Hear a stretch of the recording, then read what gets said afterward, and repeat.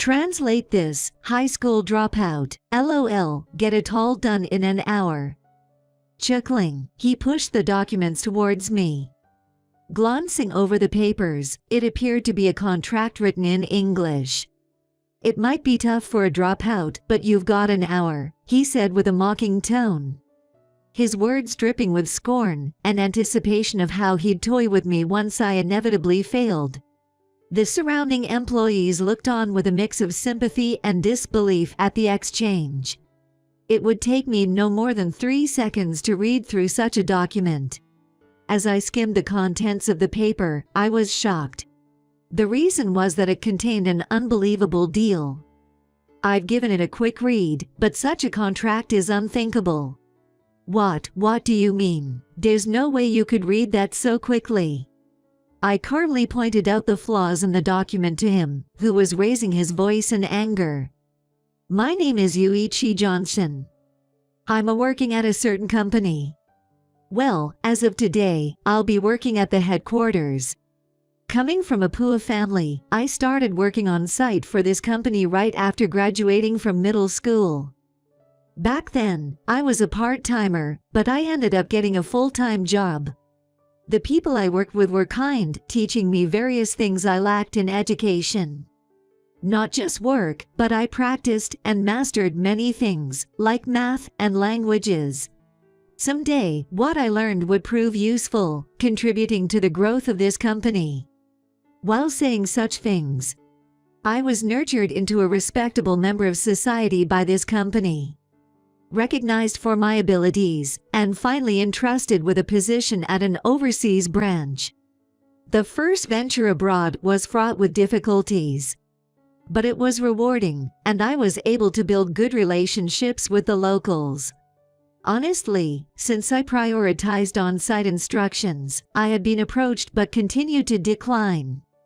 They were very disappointed, but they understood my policy and let me do as I wished, for which I am grateful. Thanks to that, the overseas branch successfully got on track and began generating stable profits. And so, I was officially returning to the headquarters. Though everyone at the branch was sad to see me go, they had grown competent enough to run it on their own.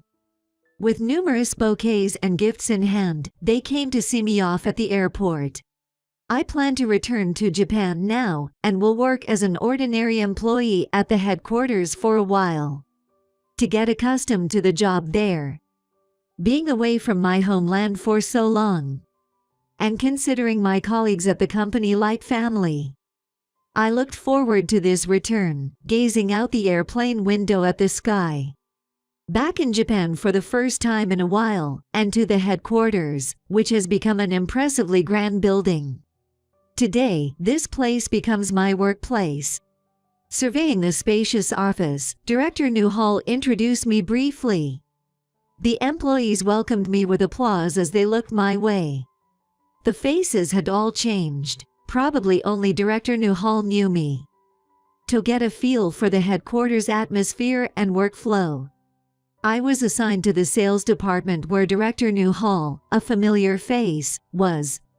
I'd been told I'll work in an appropriate position later, but knowing this might intimidate some employees. So, it's been arranged that I'm just another employee returning from the branch. Please take care of me from today onwards, I said, bowing, and the employees welcomed me with warm applause. I thought it was a good workplace. I never imagined there would be someone with malice among these young and motivated employees. The first day was focused on understanding the workflow, clients, and contract cases. That's when I was introduced to a young man named Matt Smith. A promising rookie who graduated from a renowned university and had shown remarkable progress within a year of joining. Nodding to Director Newhall's words that we both have things to learn from each other, I said, "I'm Johnson. Nice to meet you." After a brief glance at my hand offered for a handshake, Smith introduced himself with a displeased tone. "I'm Smith." Handshakes might be common overseas, but perhaps not so much in Japan. Even so, I ended up working with Mr. Smith. Looking back, there was a sense of discomfort from the start. Mr. Johnson, it's okay to just call you Johnson, right? I'm your senior here, after all.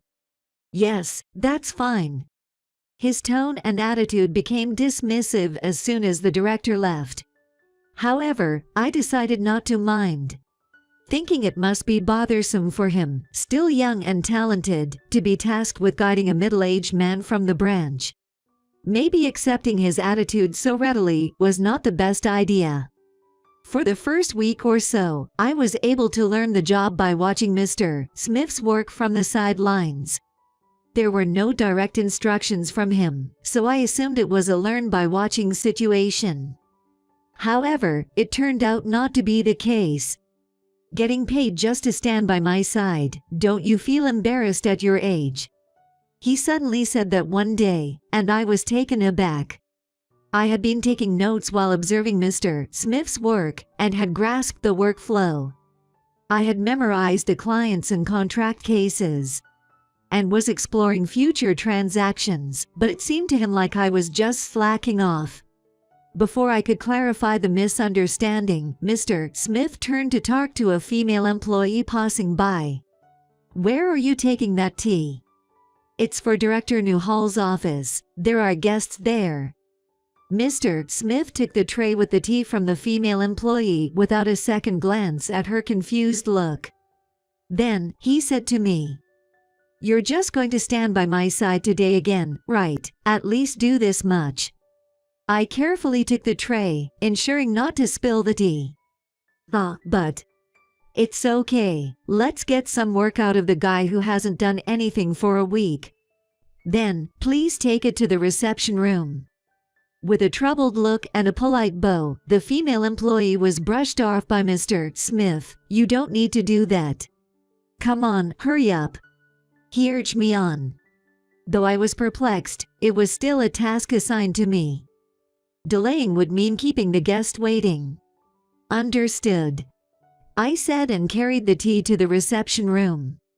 After that, his arrogant behavior only got worse. He blatantly looked down on me, hurling words of contempt. What exactly did I do to offend him? I couldn't recall doing anything in particular that would warrant such dislike, leaving me puzzled. Yet, at this moment, I am in a position where I have to learn from him. I have no choice but to endure. "Hey old man, go make copies of this. We need them for the meeting, one for each member." He carelessly threw the documents at me, which I dropped and then crouched down to pick up. Over me, I could hear Mr. Smith's mocking voice.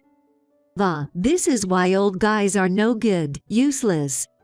After saying that, he didn't bother to look my way again, and returned to his desk. Seeing my plight, a colleague tried to help me, but after receiving a glare from Mr. Smith, she said with an apologetic face, "I'm sorry. Please don't worry about it, it's my job." I reassured the considerate employee and gathered the documents. Then, I made copies for everyone for the meeting, securing the papers with clips. With the documents ready, I headed to the meeting room. "You're late." I was met with an angry shout the moment I entered. There should still be time before the meeting starts, I thought curiously as I distributed the documents to the employees. The meeting time was moved up.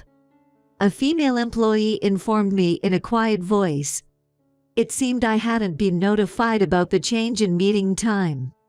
Feeling as if a small act of malice had pierced my heart, I took my seat only to hear Mr. Smith's sharp voice fill the room.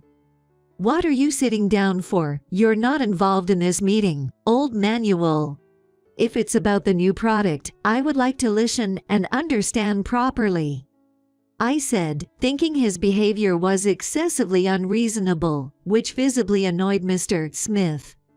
"You listening won't be of any use, that's why I'm telling you to leave," Mr. Smith said in an irritable voice, causing everyone's gaze to focus on me. The looks of annoyance and pity pierced me, and I concluded that staying would only be a bother. "Understood, I'll excuse myself," I said quietly and left the meeting room. Once outside, with the door closed behind me, I bit my lip in sadness and frustration. I had returned to the headquarters to work. Yet, I wasn't allowed to do anything. Yet, in my current position, I cannot oppose Mr. Smith. Director Newhall has instructed me to learn from him. I don't want to disappoint. If I can't participate in the meeting, then I must immerse myself in the materials, researching and understanding the details on my own. During the hours-long meeting, I continued doing what I could. The new product discussed in the meeting is set to be pitched to a major international company. Mr. Smith is at the heart of this project. He seems to have forgotten about my existence, busy running around various places. Even now, I'm left behind in the office, organizing and processing the expense documents Mr. Smith told me to handle. Occasionally, there are receipts that pose problems for expense processing, and I quietly sort these into a different place. I plan to ask for details later before processing them. Yet, for such a large project, it seems excessive how much is decided solely by Mr. Smith. Every time he returns, he gives instructions to the employees, but he is the only one who knows the current state of affairs. Without him, it's impossible to do what needs to be done or make the necessary arrangements. The product is supposed to be manufactured in the factory, but I wonder if the operation status has been confirmed. Looking around, many employees are at a standstill, not knowing what they should be doing. What should I do? While I was pondering, Mr. Smith came back. His face was flushed, brimming with joy. Returning in high spirits, he walked towards me with a smug look on his face. Translate this: high school dropout, LOL, get it all done in an hour. Chuckling, he pushed the documents towards me. It appears to be a contract. It might be tough for a dropout, but you've got an hour, he said with a mocking tone.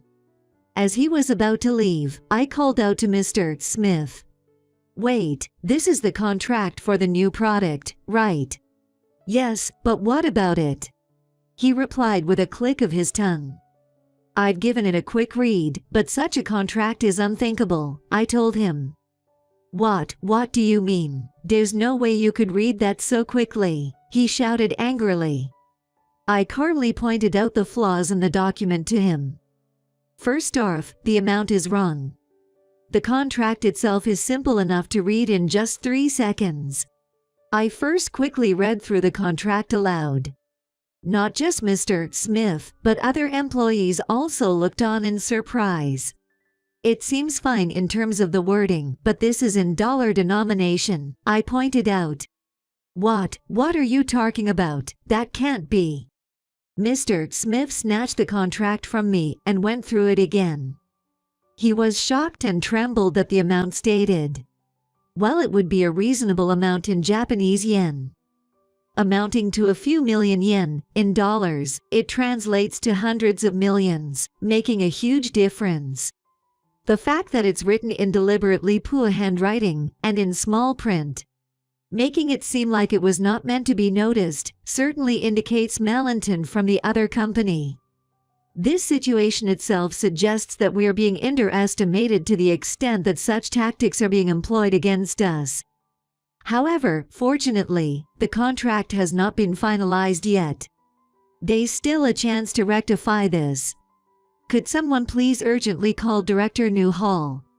What? Don't do whatever you want, old man, Mr. Smith exclaimed, but I glanced at him and continued to think about what needed to be done.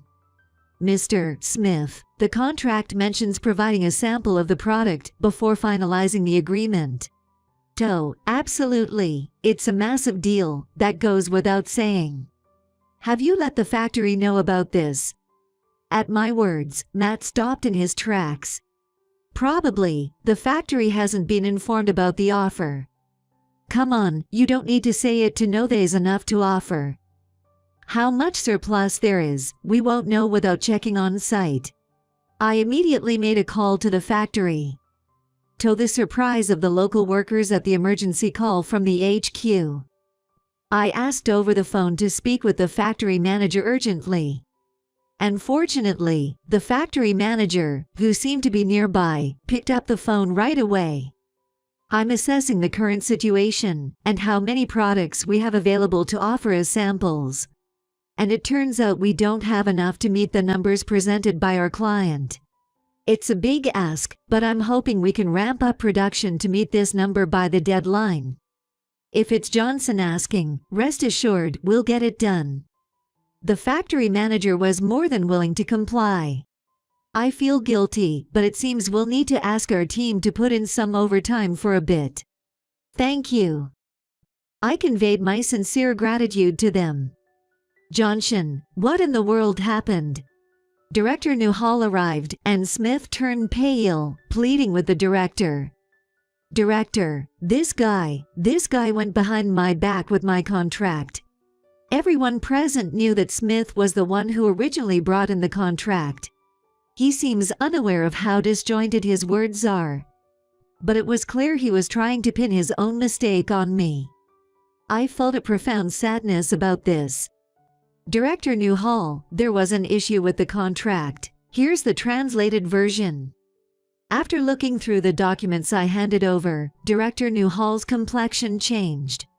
If this deal goes through, our company's losses would be immeasurable. The deal hasn't been finalized yet. I'll reach out to the client myself. What the heck, man, that's my deal. I'll make the call. Smith, be quiet for a bit. Director Newhall sharply rebuked Smith, who tried to interrupt the conversation. Johnson, can I count on you? Of course. Encouraged by Director Newhall's trusting words, I nodded emphatically. As I began to speak in fluent English on the phone with the client, all the employees in the office stared at me in surprise. But I can't afford to be distracted by that now. It's a race against time. I've secured an appointment. I'll head to the client's place right away. I'll come with you. We quickly got ourselves ready and started preparing to head to the client's office. Then, I'll go too. Director Newhall gave Smith a frosty look as he tried to argue his case. Do you even understand the gravity of what you've done? That's... Unable to say anything, Smith was met with silence from me. Now is not the time for that. Leaving a worn-out Smith behind, we left the company. As a result, we managed to hold our own with the client, engaging in an equal conversation. Initially, they clearly looked down on us. But as soon as we started speaking their language, they quickly changed their attitude and treated us as equals. Initially, it seems they didn't intend to engage in such malicious actions. Noticing the flaws in the contract, they were relieved that a legitimate representative had arrived to correct them. Apparently, Smith's English was hard to understand and overly self-assured in content. After all, although the dealings were in English, their native language was not English. Using English as a common language in international transactions is common. This is why it's crucial to choose pronunciation and words carefully. And Smith's pronunciation and manner of speaking lacked sincerity. Such issues accumulated, leading them to feel irritated and somewhat inclined to intimidate. They admitted they hadn't expected anyone to take such a contract seriously and bring it back in excitement. At the same time, they were planning to sever ties with a company that would easily enter into such agreements. Our newcomer has been rude, but your people were also at fault, I said. Hearing this, the executives at the client's company gave a wry smile, apologized for their testing behavior, and bowed their heads. From now on, we should be able to engage in mutually beneficial transactions. We shook hands, had a pleasant chat, and then returned to our headquarters. Back at headquarters, we proceeded to the still unsettled office. Then, the anxious employees hurried over to us. The contract was amended to a legitimate amount, and we informed them that the provision of samples would proceed as promised. Upon reporting that the director and I had renegotiated a new agreement, ensuring good transactions between us in the future. The employees collectively breathed a sigh of relief and celebrated. Among them, a young man stood alone, glaring at us. It was Smith. "What's the deal, huh? Stealing my thunder?" The looks from those around Smith were chilly as he ranted. "Smith, do you understand how much trouble you've caused everyone involved?" When I asked him in a calm voice, it seemed to hit a nerve, and he started yelling like a spoiled child. "I don't care. If it had gone my way, everything would have worked out. I did nothing wrong. There was no need for any interference. I'm not at fault, absolutely not at fault." With every outburst from him, the atmosphere around grew colder. And it seemed my patience had reached its limit. Enough is enough. My voice echoed through the office. For an adult to not be able to accept their own mistakes, that's shameful. In the face of these quiet yet forceful words, Smith was left speechless, standing frozen. The employees just stared at me in surprise, while Director Newhall gave a wry smile. This whole situation could have been avoided if you hadn't acted unilaterally. There's no one else who can do the job but me. No one pays attention to Smith's solitary ranting. Why is it? Why does it seem like the old man is right and I'm wrong? I have a name, it's Johnson. I say to him with a firm stance. You never once called me by my name, did you? That's because you're not worth that much to me. Seeing Smith refuse to acknowledge his mistake to the very end made me feel sad. Smith, Johnson here is the one who launched our international branch and supported it for 10 years. But I heard he was just a high school dropout. It's true that I'm a dropout, however, I've been working at this company ever since.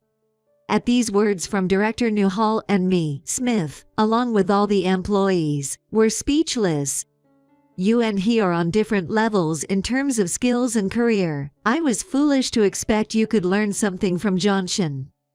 Director Newhall shook his head in disappointment, leaving Smith disheartened and dejected. After that, Smith was no longer seen in the office. He wasn't fired. The company wanted to, but I stopped them. Arrogant and self-centered he may be, but he's still young. He should be able to start over.